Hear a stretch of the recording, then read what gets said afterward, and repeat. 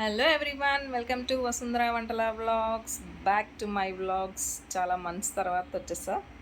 So ఈరోజు vlog ఏంటంటే అందరికి ఇష్టమైన మామిడికాయ పచ్చడి పెట్టేస్తున్నాము మా ఇంట్లో.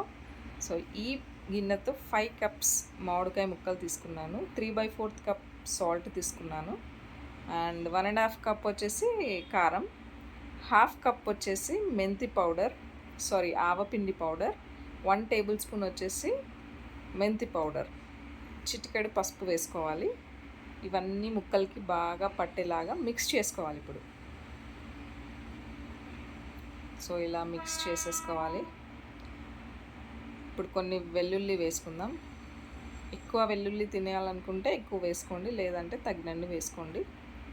సో ఇవి కూడా వేసి బాగా మిక్స్ చేసుకోవాలి. అండ్ ఇందులో టిప్ ఏంటంటే గార్లిక్ పేస్ట్ వేస్తే చాలా టేస్టీగా ఉంటుంది.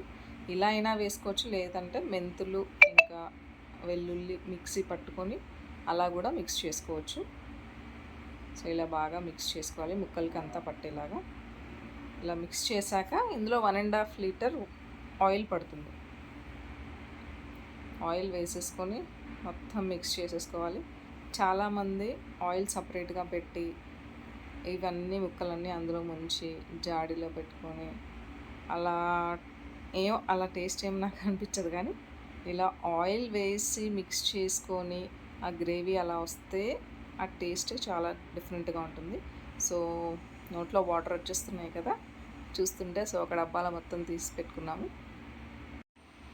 ఇప్పుడు అసలైన టేస్ట్ వచ్చేస్తుంది. లాస్ట్లో కొంచెం మిగిలిచ్చి వేడి అన్నం అందులో వేసుకొని మిక్స్ చేసుకొని తింటే ఆ టేస్ట్ ఆసమ్ ఉంటుంది. సో మిక్స్ చేసేసాము. ఇప్పుడు టేస్ట్ అయితే చేసేస్తున్నాము. చాలా టేస్టీగా ఉంది. సో మీకు కూడా చూస్తుంటే నోట్లో వాటర్ వచ్చేస్తున్నాయి కదా. మరి ఎందుకు ఆలస్యం, మీరు కూడా మామిడికాయ పచ్చడి పెట్టేసుకోండి. Thank you for watching this video.